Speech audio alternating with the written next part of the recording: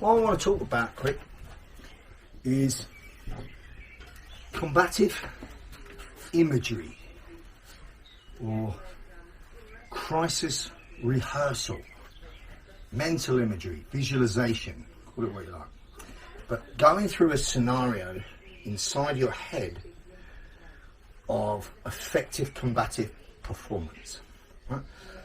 So it can be any scenario that you like. It could be something you've seen, something you've read about, something you saw in a movie. It could be guy walks down the street, he looks quite fucking intimidating. Imagine to yourself, if that fucker kicked off on me right now, what would I do? How would I perform? So mental imagery. So what you're looking to do when you do this effectively is to communicate with parts of your brain that do not know the difference between real, simulated, or intently visualized, as long as they elicit an emotional response. So visualization, right? So a lot of people say, oh, I can't visualize. So if I said to you, don't think about a purple penguin, you would have to think about a purple penguin in order not to think about what I told you not to think about. And that image of the purple penguin will not be a pristine picture in your head. It might be some flashed 2D flat image of a purple penguin, but you would definitely think about what I just said. If I said to you, what colour's your front door? And it was red, you get a flash of an image of what colour your front door is before you told me what colour your front door was. And that is, in essence, visualization. Now people say it should be like a pristine video playing behind your eyelids. Well, you can get it like that, but that's not initially how it is. But the key to visualization will be, first of all, to get yourself into a relaxed, receptive state. It's almost a meditative state, if you like. So if you're going to meditate, the best suggestion would be go to a place where you're not going to be disturbed, switch off all phones or any possible alarm or anything else, darken the room somewhat, sit or lie comfortably in unrestricted clothing. First thing you want to do is close your anatomical mind. You want to quieten it. So right now you're in what's called beta brainwaves, where you're cognitive and you're thinking about stuff. And we go through beta brainwaves all day. So when you actually meditate and you put your anatomical mind on pause, let's say, you are in what's called alpha brainwaves. And alpha brainwaves are your mind is idle. You're just completely relaxed. And that's the ideal state for visualization or any suggestion of any kind, right? Beyond alpha brainwave is theta brainwaves, and that's where you're just about to fall asleep. So you don't want to just about to fall asleep, but you do want to clear your mind. Does that make sense? So the way you want to do it is get to a place that's nice, quiet and comfortable. Sit, let's say. Sit. And focus on your breathing. So box breathing would be in 3 seconds through your nose, hold it for 3 seconds, out 3 seconds, hold it for 3 seconds. So imagine I'm drawing a box. So breathing in, hold, breathing out, hold, like so, making a box. So imagine that you've done that 5 times. In that 5 times that you're just focused on your breath, you're not thinking. That is a meditative state. That's what it is, right? So the idea would be, first of all, focus on your breathing, get nice and relaxed. And then I want you to picture a pre-rehearsed scenario. So imagine the scenario is you're walking down the street, guy gives you eye contact that's harsh, you recognise it, you try to go the opposite way, he moves towards you, he's coming towards you menacingly, reaches in behind his pocket to grab something, and you're forced to, I don't know, blitzkrieg him. So you hit him on his way in, you catch, you beat him down, and it's done. So you're going to picture that in your head. So if you were going to visualise a person suddenly encroaching upon you to be assaultive, ask yourself, what would they look like? What's intimidating to you? What would they sound like? What dialogue would they use? What noise would they make? You know, how would that make you feel? Initially, imagine the adrenaline hitting you, but you're in total control of it. And you really fuck, there's a threat in front of me. Now imagine throwing, boom, that first preemptive strike that you do. You just lash out. And first of all, imagine the situation going completely your way. You take one good peachy shot in the forehead, his head snaps back and he hits the ground. Well, try and visualise in that moment, if you would, what you would see, sudden encroachment, what you would feel, bone-to-bone contact, and what you would hear, that nice acoustic sound as you fucking rattle his crate. Maybe he moans out, boom, then he feels a slump on the body where you feel him hit the floor. So see what you would see, hear what you would hear, feel what you would feel, right? This would be a basic visualization. And then you could start to mess with what they call the sub-modalities of it. So if you visualize someone suddenly coming towards you and you stop, hit them in the head with a palm, and you visualize that 3 times, ask yourself, did I visualize that in color, or was it black and white? Was it flat and 2D, or was it 3D moving? These are sub-modalities. So the way it was taught to me was, imagine that you were sat as Colonel Picard in fucking Starship Enterprise. And you're in your seat and you've got all these buttons and a big screen in front of you. Right? So this is where they help people get over anxiety and addiction and phobias. Right? So if I wanted to imagine something and I wanted it to heighten my response in an emotional sense, I would imagine it bigger. So my visualization in my head, I would imagine as Colonel Picard sat in that chair, hitting this button, and all of a sudden, whoosh, the screen that I was looking at was massive. Can you picture that in your head? Now I'd imagine fucking with the sub-modalities. So I'd imagine turning this switch here, which makes the colour brightly vivid. And then I would imagine it turning this one here, which tweaks up the volume in an acoustic sense and makes the picture much more three-dimensional, as if I'm there.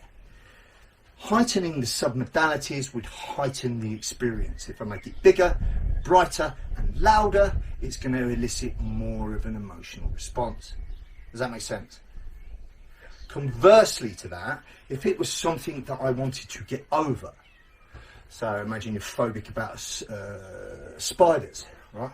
But if I imagined big screen, fucking big spider, vividly, brightly coloured, well, you'd shit yourself. So initially you would visualise it very different. So if I wanted to play down the image, I would make the screen very small and quite far away.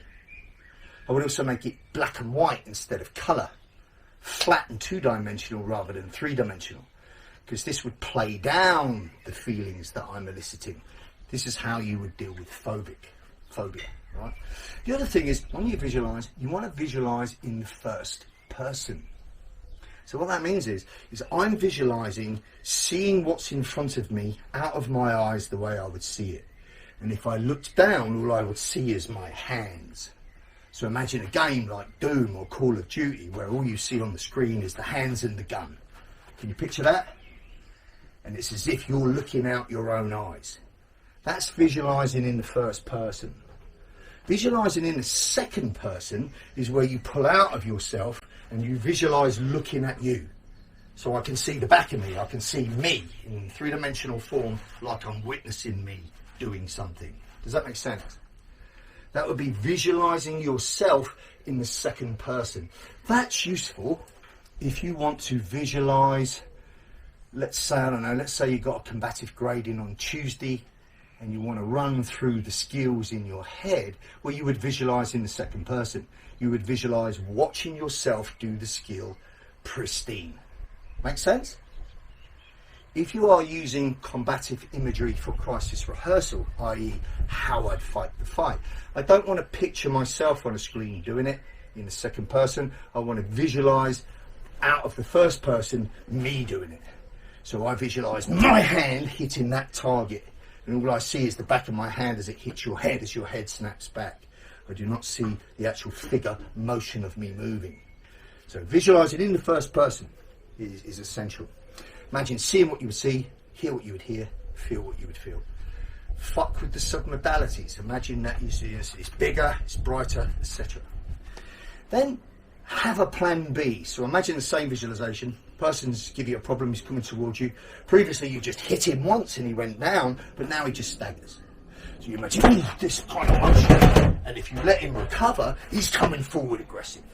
So now it's necessary for you to go beyond this single strike and attach it and follow up quickly and effectively. Can you picture that in your head? So my plan A would be preemptive strike, man down. And I'd visualise the success of that. And as soon as the man went down, I want you to visualise in that moment seeing him go down And then I want you to imagine that, fuck, that anticlimax, that was it, fuck it, all right, now I'm off. Imagine that euphoric feeling that you'd feel, fuck, that fucking worked. I did that. You know, you'd have all the emotional state change if that was the case. And then imagine plan B is, and your plan B is you hit the cunt, you fucking have to grab him and you repeatedly hit him. And imagine hitting him, he's still struggling, hit him again, boom, and now he drops. You feel that slump and you know he's down. And then you look around, see if there's anyone else, and you get gone. Right? But if you visualise that intently while you're sat visualising, you are now working what's called internal visual. You are picturing in your head that experience, but you're not moving. Does that make sense? That's the way I initially want you to introduce yourself to combative imagery.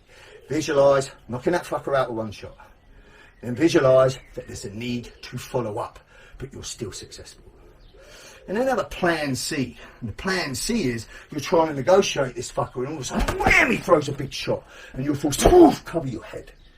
And I want you to imagine, what does that feel like? That big heavy shot hitting me in the head. What does that feel like? That moment I've had to cover my head. That's an oh shit moment. Momentarily, I'm frozen.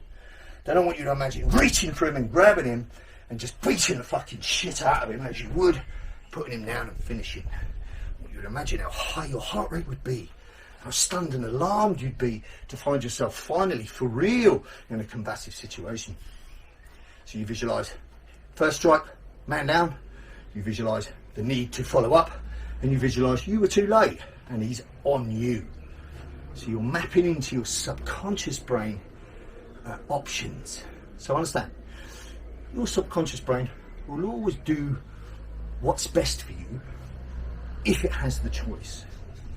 So if you don't train, if you're a lefty liberal that's never been mugged yet and you think it's never going to happen to you, then chances are you've never visualised in your head finding yourself in a violent situation. You've never pre-rehearsed in your head what you would do as a solution. So in your subconscious brain for that individual, there is no data. When suddenly faced with a stimulus, in this case violent subject, there is no data on the data banks. There's no response because that person's never experienced that said simulation or scenario before. So there's nothing on the disk. So that moment when the person freezes like a rabbit in the headlights, you are going from cognitive to middle brain, and as you go to middle brain, your subconscious is desperately searching through files to see if there's a solution to this situation, and there isn't one. So you will capitulate, you will freeze, or you will do something else. Nothing productive. Whereas, if you have had such a situation before in your life, you've experienced violence a few times and you now know how to operate during it, your subconscious brain will immediately default to what you did last time.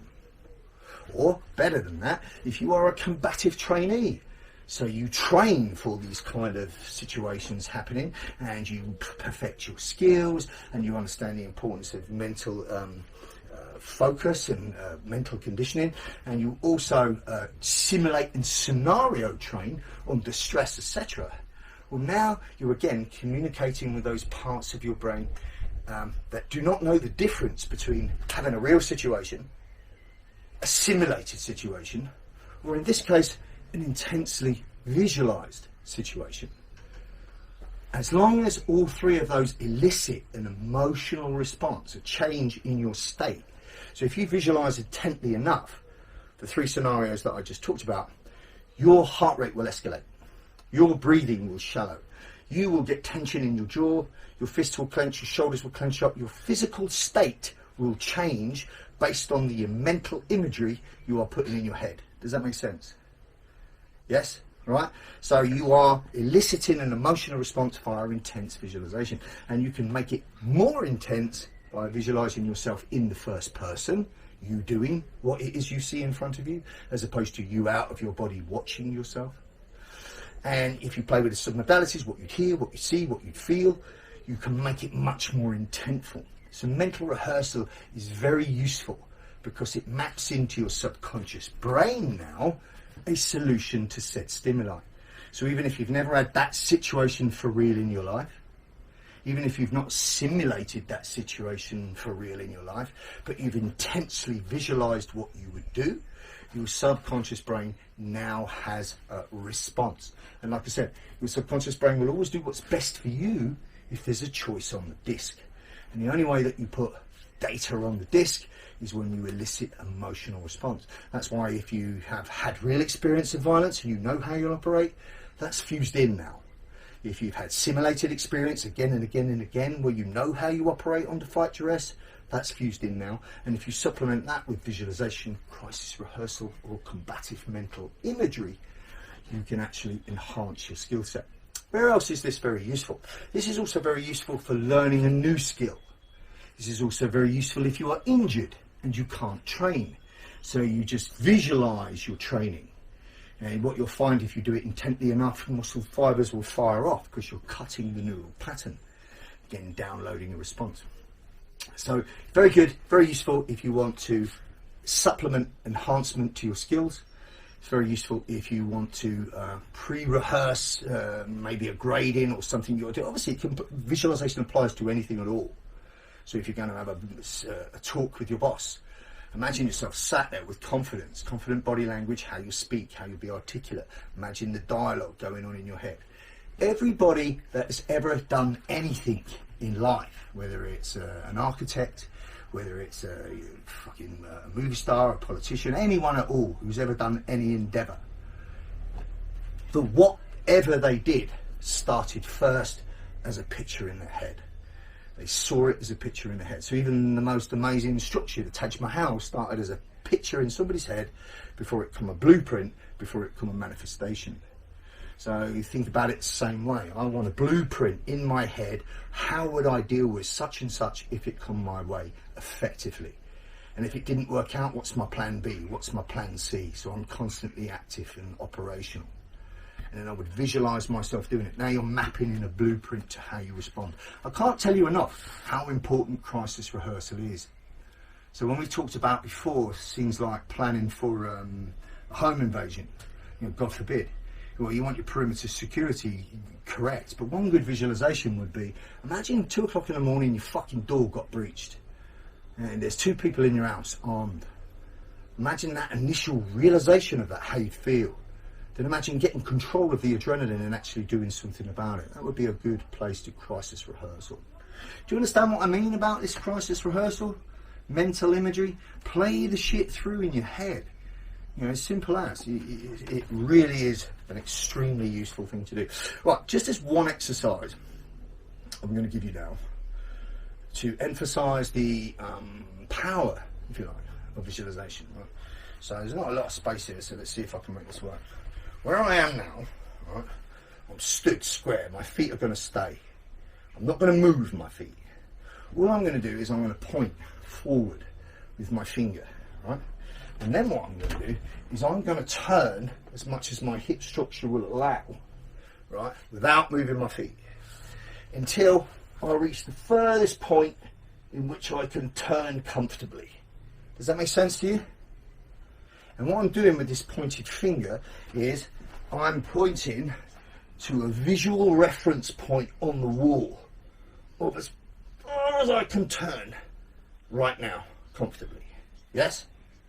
So that's what I want you to do. I want you to stand where you're at, put your hand in front of you like you're pointing, and I want you to turn without moving your feet, just your transverse core, and point to the furthest point you can move without cramping up. If you moved any more, I'd cramp. And I want you to get a visual index on the wall of what you're pointing at. Right?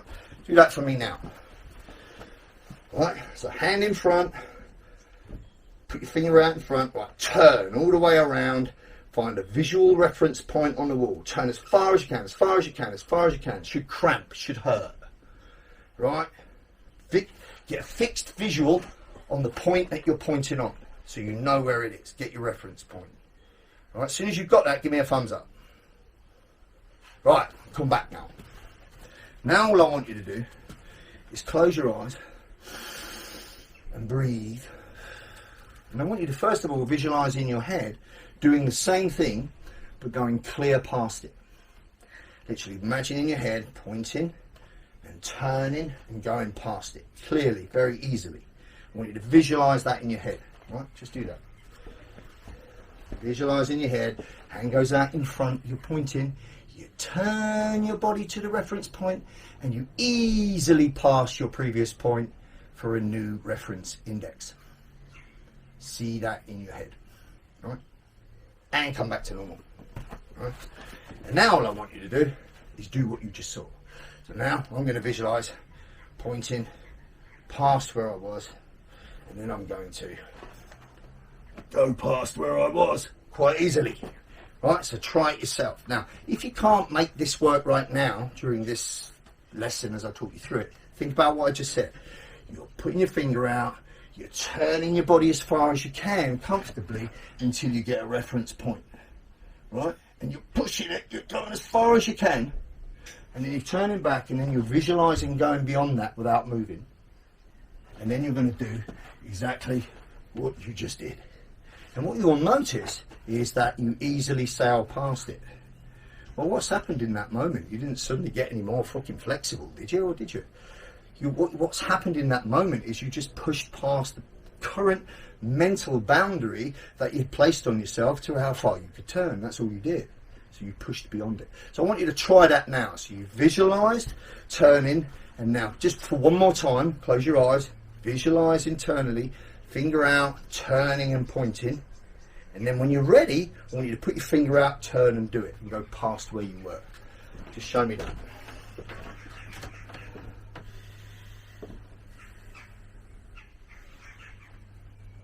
Open your eyes and notice whether you pass your reference point. Right, good. How many of you passed your reference point? Yeah. Fucking simple, isn't it, really? You're like, fuck, it was pretty easy. Yeah, all you did was remove a mental barrier. You visualized removing a mental barrier so you could go further, and then you did it. So visualization is very, very powerful. It can elicit an emotional response. So another thing to visualize, if you visualize somebody yawning in your head, you'll most likely yawn. If you visualize taking a lemon, cutting the lemon in half, watching the zest pop off it, taking that half a lemon and smelling it, right, and then visualize biting into that lemon, how that would make you salivate. Well, if you do that visualization intently enough without doing it, you'll trigger salivation. So what are you doing? You're by literally eliciting a different shift in your emotional state, you're initiating a different physiology. Does that make sense?